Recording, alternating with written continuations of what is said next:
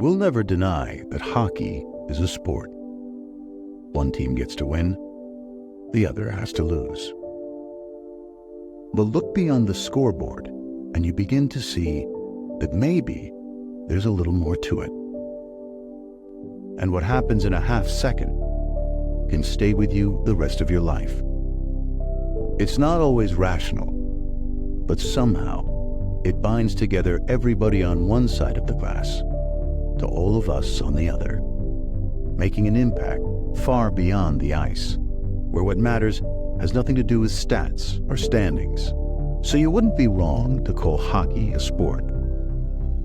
But while it begins as something you watch, what it becomes is something you feel.